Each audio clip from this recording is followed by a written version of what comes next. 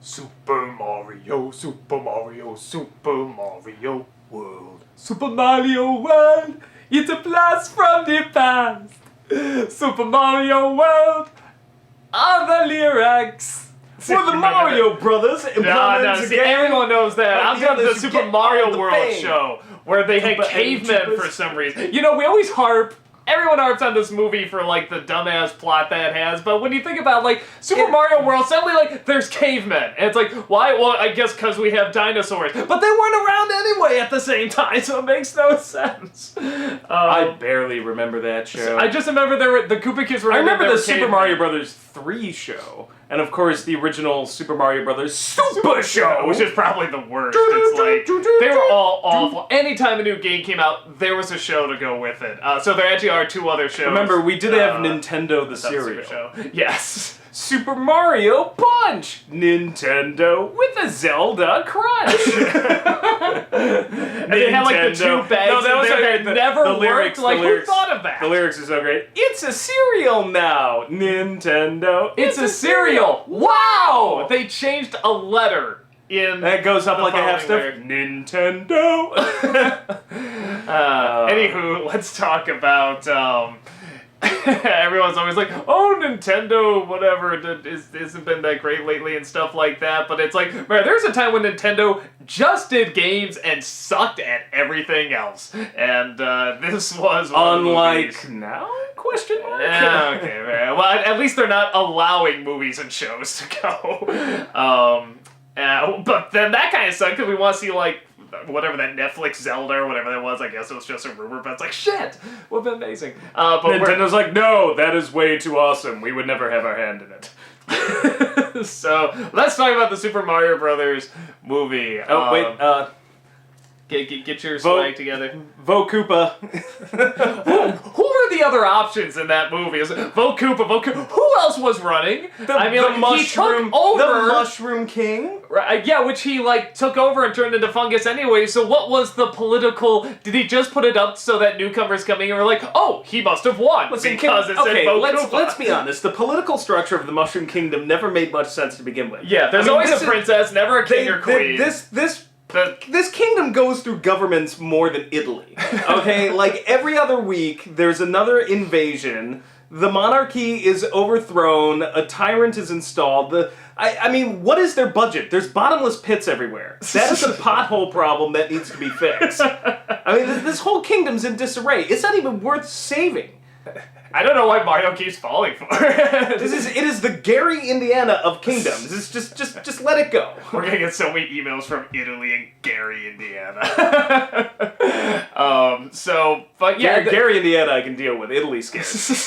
This is a movie that I think you like in terms of how bad it is more than I do. I kind of see it as a love this movie, but you legitimately get into and let me make crazy it is. Let me make this perfectly clear. This is for me a classic guilty pleasure movie. If you ask me to just like defend this movie, I'll be like, I got nothing. Nobody can. No, nobody can. I mean, it's not good. But if you're just like, do you enjoy this movie? Yes, because it is just so dumb. Well, and so silly, stupid, dumb, and a lot of that, it really gets spread kind of evenly around amongst the 3 leads. It's Bob Hoskins trying his damnedest. Yeah. Like, basically doing the drunk Eddie off Valiant, his ass, apparently, as he said later. Drunk off his ass, basically just recycling his Eddie Valiant accent from Roger Rabbit. He's like, Mario, what are you talking? Roger, what are you... You got John Leguizamo, who just... I don't know if he's drunk or high as a kite, but he's just like, he doesn't care. He's like, woo! And then Dennis Hopper, who just is like...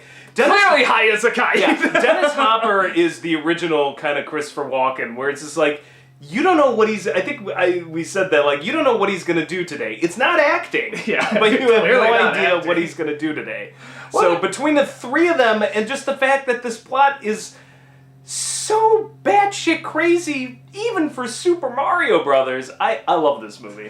You know, and the funny thing is, like, my dad was saying for years, because when we were growing up, we sort of saw and were told Dennis Hopper was, like, this dignified director and actor and stuff like that, and he was saying it's so funny because for years, people just saw him as, like, a fucking pothead, you know? I mean, Easy Rider had a following, but it's not like this classic that everybody sees now. Thankfully, Mario Brothers brought that back. Yeah, no, it kind of is, because when we saw it, we're like, well, what is Dennis Hopper doing in the, you know, what I must be 12 or 13, whatever, what is Dennis Hopper doing in this? I thought he was like this dignified actor, and no, Dad... just going back to his roots. No, our dad was just like, that's just kind of how I'm used to seeing him. Like, I thought this was how we saw him. What's this dignified thing? But it's like, we did really see him as kind of stretch is kind of like the Robin Williams stretch where he did the darker films for a while and then started going back to things like Night at the Museum and the crazier movies. And so if you had just grown up only with Robin Williams in, like, Good Will Hunting, you'd be like, well, what the hell is this? Like, but, you know, fortunately, we got crazy Dennis Hopper. Well, okay, so John Leguizamo did a video, whatever, like the 10 or 20th anniversary of Super Mario Brothers, and really? Just a little like vlog thing, just saying, you know, thanks to everyone who enjoyed it. It was such a blast filming and stuff, and it's like, compare that to all the other interviews he's done where both him and Hoskins just ripped this fucking film a new one, and he was like, apparently really encouraged to downplay his improv, like no improv at all, which by God, this movie could have used some improv. No, that's true. Because the really only funniest bit... The funny bits out of those two are just from their quote-unquote acting. It's not from their lines. The only funny lines come from Dennis Hopper. And it's that's just how he says it, and it's so bizarre. Yeah. Goomba! Go Goomba! Join the other Goombas! See you later, alligator. Monkey. The best... Bob-omb is really funny, but Bob-omb was my favorite, just because it's so deadly serious. Monkey is my favorite because it looks like he just entered his second childhood. Like, there's the gates of his childhood opening up, and it's like all you have to do is say the word monkey to get it. He's just like, monkey. Like, he's about to cry saying that. He is about to cry when he said that word because it was just so beautiful. The monkey was so beautiful. I remember that was the one joke that I wanted was, how you could see his career implode the second he says Baba. Yeah. It's like this wonderful moment where, and I still stand by that everything that is Dennis Hopper's career just explodes in this nuclear mushroom cloud of amazing what the fuckedness. See, and I thought... Right when he says, Baba. See, and then we disagree because I thought it was that monkey, so we just put them both together and put Academy Award nominated actor under it. Yeah, I mean, for me in this... Oh, first of all, I mean, we really should start from the beginning when we saw the trailer for this, because there's no video game movies at all. The trailer for this, not the fucking I Got the Power one, that one's bullshit. The one that starts off like...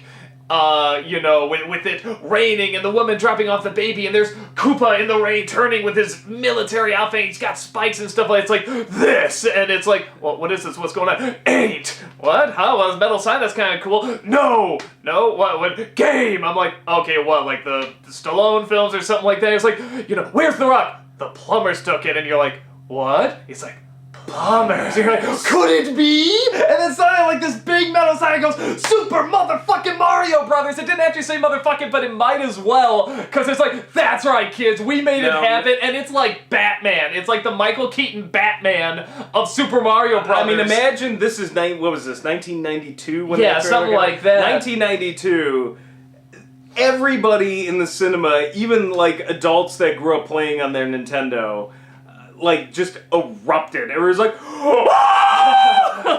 if little kids' heads could explode, it would have. And then you see, there they are, the red and the green, and they got these, but it's mixed up a little bit, because you got these metal, boots that make them jump up into the air, and then you got Dennis Hopper, Koopa, that's weird, but whatever, he's got a fucking flamethrower, he's going, plumbers, and they're jumping through, and the music's going, and it's just like Super Mario Brothers. It was kind of like sitting in Mad Max in its day. Yeah, everybody was just charged with adrenaline. It was just an amazing trailer for what, it was the Mortal Kombat trailer, it was kind of like that reboot of Planet of the Apes. That was awful, but the trailer suddenly got everyone thinking like, wow, okay, this could work. I'm kind of buying really this. Work. Even, and it's like, it really was just like, you know, on paper, it's shit. And in the final delivery of it, it's shit. But in those trailers, you're actually kind of, this could work. This could work. And then that opening happens with that horrible animation, and it's like, this is not the movie you fucking advertised. Hey, so there were a bunch of dinosaurs, but what if things went wacky? It just don't get no better than this. There were the dinosaurs, and then I'm just like, it's like, I know. I remember looking at you, just kind of like, huh?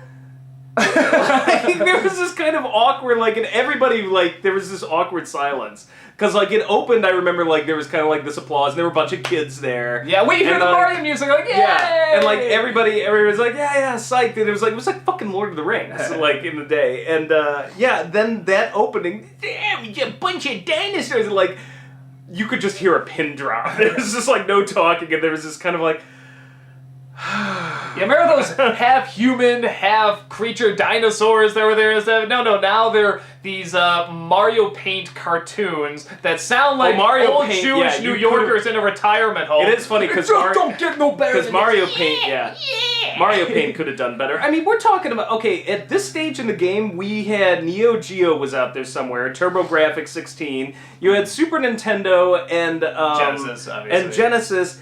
And almost all of those really could have eclipsed the graphics we saw in the opening of that movie. That's what made it embarrassing. I'm just like, I could play something that looks better than this. Maybe it wouldn't have full voice, but I could play something that looks better than this. Well, and back then, the effects for this were not only seen as good, but they were creative. They were like cool ideas to have, see Dennis Hopper's face disappearing in the sand, going, ha ha ha ha ha. I mean, it's like, what the fuck this leads up to that? Yeah, you this just gotta was know. post, like, Terminator 2 kind of abyss. Yeah. Like, CGI was still in that stage of, like, the T-1000 was really cool. We hadn't seen a lot like that yet. Yeah, and they were really having fun, visually with these ideas of what you can kind of do with effects. And that's clearly all they were doing because everything else, honestly, that effect, nothing added up. I honestly think that effect is still kind of cool. Like, it's a cool effect. When The Mummy came out, I'm still just like, wow, I feel like we've gone like 8 years since Mario Brothers and like we haven't advanced that much in some of this technology. It's still just dust face, that's it.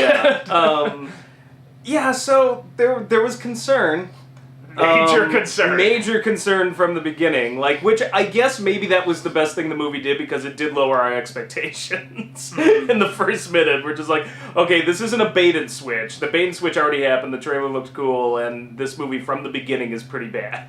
Well, and it was one of those, too, where you're sort of watching it, and it's not only like, you see bad movies, and as a kid you can kind of tell why they're bad. Oh, it's just kind of stupid, because this wouldn't happen, or that was a dumb thing to say, or something, or is that dumb one to say? Like, with this, it was mostly just confusion, like, just, what is going on? I just can't grasp anything going on. I just remember sitting there wondering, what the fuck am I looking at?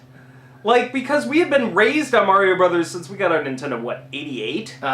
So we had like 4 or 5 years of this stuff. We had Super Mario World already. We had a Super Nintendo, and like it was unrecognizable. I'm like, this looks like something out of Tim Burton's Batman. This doesn't look. But I wanted that. I was actually okay with that when I saw it because I'm like, because I loved the Tim Burton Batmans, and this came out I think the same year as Batman Returns, and or around the same. Yeah, it came out either 92 or 93. Yeah, Batman Returns was 92.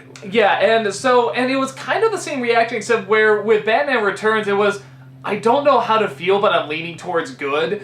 Mario Bros. Was, I don't know how to feel, definitely bad. Like, just all the way over to bad. Returns is another guilty pleasure movie of mine, but that summed up perfectly. It's like, I don't know how to feel, but leaning towards kind of like it, whereas Mario Brothers at the time was like, don't know how to feel, but I'm leaning towards this sucks. Yeah, like, this is definite, no mistake bad. And I mean, the funny thing is, we could have been pretty easy. Let's see, 92 or 93. I was ready to like this. You could have shown me anything. I would have been 13 or 14 when this movie came out. You would have been, what, 10 or 11 or 11 or 12? Yeah, something like that, yeah. Yeah, so this should have been a no-brainer. And, like, I just remember leaving very confused and...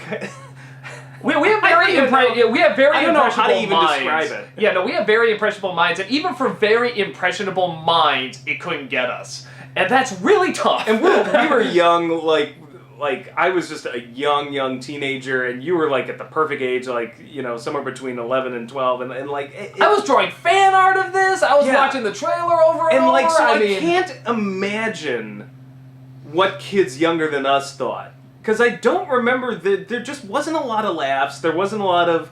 Just all these kids that were like 6 or 7. Like, you know, your young kids who went in expecting Super Mario Brothers. Yeah, it was just all of this silence. Just very confused kind of silence. And I felt worse for them.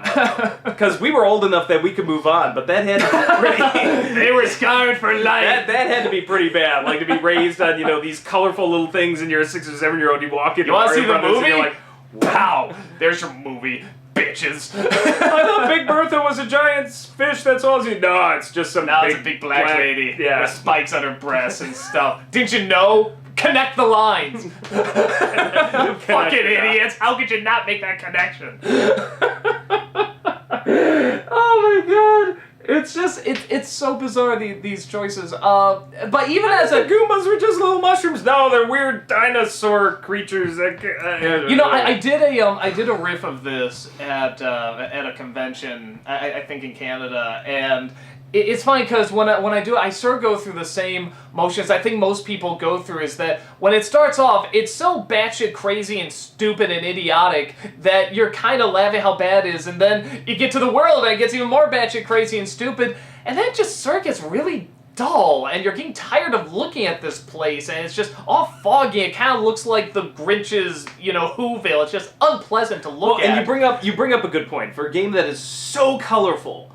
I mean, when I think of that is the one thing about Nintendo that they always had the kind of market on, which is bright, colorful, distracting games. We want to get everybody, you could argue, including like your Sega, Xbox, Sony, get all the dark and gritty games, but Nintendo was always kind of family friendly and like big, bright, and colorful. It was the McDonald's. Yeah, so, there's a place for that. You know, every once in a while I want something goofy and that's, you know, poops pantingly easy. Like just like a 2-year-old could play this, but it's fun. And like the old Mario games are like that. All you do is jump and throw little fireballs and that's it. And to just take something so simple and like, no, we're returning to like this dark Tim Burton world and this and that, and not even make that interesting. Yeah, and just make it so colorless and kind of lifeless. But then like at the end, people start getting into it again and laughing again and stuff because all the crazy shit comes back. And you have the clan, they're in the Mario outfits. And the one thing that was kind of cool when I was doing the riff is that not even laughing. Or maybe I did. I think I said, you know, when they finally get the outfits on, the red and the green, because by God, color. You know, if we finally got color, like I said, and here we go, an hour into the film, and we actually have this, or it was like an hour and 10 minutes into the film, we finally have the Super Mario Bros. People legitimately applauded. They're like, yes, by God, and there is just still such a connection to see. We want to see the Mario Brothers on the big screen, and even if it's John Leguizamo, whatever, a Puerto Rican and British man, about as far away from Italian as you can get, and not even brothers, but father and son. It's like you saw them for a second. It's like, okay, that's just I saw that's it. The problem. A little bit. It's like I think he's Puerto Rican. I'm not sure. It's an origin story, and it's like, can you imagine? Can you imagine sitting through Batman or Spider-Man or even Superman, and they don't put on their costumes till about the last 15 minutes of the movie? Can you imagine Fantastic Four? Yeah, you know, even Daredevil, which we've been sitting through, he's running around and kicking ass at least, but like most of Mario Brothers, they're just kind of running around. There's not a lot of ass kicking. Like maybe it's Cuban. I'm sorry, I'm really getting that wrong. Sorry. People, you son of a bitch, he's clearly... I've got it right before, I'm just forgetting now, but anyway, sorry, I interrupted you. I forgot what I was going to say. Alright, so, you know, Leguizamo was Italian, so that's great. They got that, but to get a British guy to be, you know, Mario, you know, doesn't make sense, but he could I'm pretty sure Leguizamo is Dutch. That is a Dutch last name. He looks Dutch. Probably German of some sort. But, you know, and the sad thing about Leguizamo is whenever I see him, it's like, I'm sure this guy's got talent, because I've seen him act serious and dramatic and other roles. And he's in the right movie. I love John Leguizamo. No, but he's one of those where it's I even like him in this, but that's just because he just doesn't give a fuck. Yeah. You can tell he just looks beaten down. Like, just say the lines, you son of a bitch. And he's like, okay. The interviews are great, because he's like, you know, he'd just be like, you know, so I'd improvise a little bit, you know, the big movie, and it's obviously pretty good. Look at what I'm wearing. We're father and son and stuff, you know, we're not even brothers, so, you know, improvise a little bit, and they think, oh, what, do you think you're a clown? Think you're funny, you're a clown? Yo, you're a puppet. Puppets stick to the script. And it's like, that's what he looks like. I'm saying these stupid It was lines. 2 directors, because you couldn't have one, but it took 2 directors to fuck up a movie like this. Okay, so I remember what I was going to say, but that's an important point, which is, as much as this is a guilty pleasure movie for me, I'm more in love with the idea of watching it than I ever am actually sitting through the whole thing. Because I have the same problem. I'll watch about the first quarter of it, and be like, yeah, this is so silly and goofy. And I have the same problem. In the middle of the movie somewhere, I get bored. And I enjoy this movie as a guilty pleasure. And I still get bored every time I see it. And then in that last part, I suddenly turn on again. So even as a movie that I love to say is so bad it's good, I still will fast forward like the middle portion of that movie. It's just grueling. It's like, at some point, it's like, oh, it's funny, it's Dennis Hopper as Bowser, he's not doing anything, but it's like, how long can we watch this guy not do anything? It's like, Mudbath! Who cares? It honestly, if it weren't for him in that role, though, can you imagine how much worse it would be? I don't know. I'm still trying to grasp what we got. But what about that romance, you know, between Princess and Yoshi? I'm sure he could do great stuff with that tongue. Yoshi was pretty much a throw. He couldn't get his color right. It's almost like Super Mario World got released too late, and they're like, shit, we gotta retcon this film to throw a dinosaur in there. Hey, Lance Hendrickson, you're walking by? Be in our movie! Okay. I just say love the plumbers and wave, right? Yeah. Okay. You know I was gonna be the Terminator, right? Just say your line! I was Bishop and aliens, just shut up and say it. Oh, what the fuck was that about? He was probably filming Millennium or something right around then, like just starting. Anything better than this. But what I was saying about Leguizamo is that he seems to go for these really. He's kind of like Johnny Depp in that he wants to go for these colorful, weird roles. Only like a couple of times does he ever actually do them well. Like, as stupid as Spawn is, I thought he played that part fine. He's unrecognizable. But in terms of like the really goofy, out there, crazy roles, I'm trying to think like ones I was like, yeah, he did that like really well. And not even that he's not like, oh, Leguizamo, you're not funny. No, he can be funny. But like whatever, Moulin Rouge and like actually he was pretty good in Romeo and Juliet.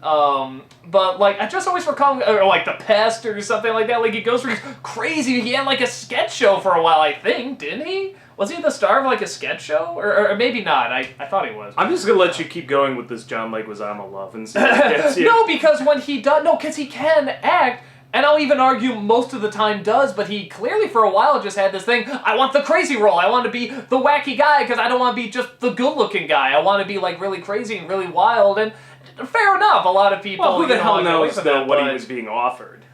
You know how Hollywood works. It's like the casting directors in Hollywood and directors in general get one image of a person, that's it. You're ruined for life. You're always playing this character. But no, it's just funny because he's a legitimately, like, he can do drama very well. You know, and I totally buy it. And once in a while, maybe they just heard his name and they're like, that sounds like a silly Russian name. Why don't we only cast you? What the fuck else do you say about this movie? It's almost one of those where it's like there's so much to talk about, it's hard to even grasp something, but it's just like too much to take in. Just for me, it's all Dennis Hopper. He is both the best and the worst thing about it. I mean, he's just amazing to watch. And sir, your pizza's late. No, your pizza's here. Not now. Looks like I win. We're abandoning this joke.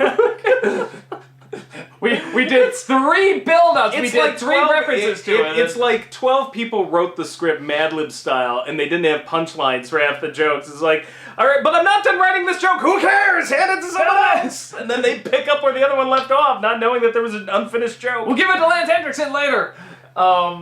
Yeah, I mean, the humor, Do you think he put that on his demo reel for a show like Millennium or something? Like, let's see some of your work. And then, like, you know what, you can just skip over that one.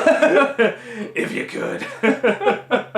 So Lance that's interesting is now Christian Bale as Batman, apparently. Christian Bale's like, I love those plumbers. But yeah, it's for a film that, for a kid that saw the trailer to Batman Forever and when it came out, I was like, amazing! That's how impressionable my mind was. To not. Well, you declared Batman Forever the best Batman movie. I still don't know if I said. Yeah, you did. Yeah, you did, because that's another one I never forgave you for. I was just so excited. Spider-Man 3 and X3. Anytime you see a third movie in a trilogy, I never believe in you. Ever! No, but I have come around to acknowledge that Batman 3 is, like, I don't like it now. That really was, like, I was just so sucked in. Well, thankfully we had Batman and Robin, so at least it's not as embarrassing. Yeah. But yeah, for a mind that, like, fell for Batman Forever when it came out, like, you could show me anything, and I would love it. I was so hyped up. For the film not even to grab me at that age was impressive. It is impressively bad. And that's what I guess I just don't get, because, listen, I'm not saying it would have been great, but you could have Care Beared this. Yeah. You could have done some cheap knockoff film with just a semi-decent story you farted out at best, and aimed it for 6-year-olds and gotten away with it. Well, they did with the show. I mean, we watched the show. You could have just done a better animated version of the show, and gotten away with it. But to do this, it's, you know what it is? I think it's just unbridled hubris. It's ambition unchecked. That, like, no, you're gonna take this shit seriously. Super Mario Brothers ain't no game, and I just.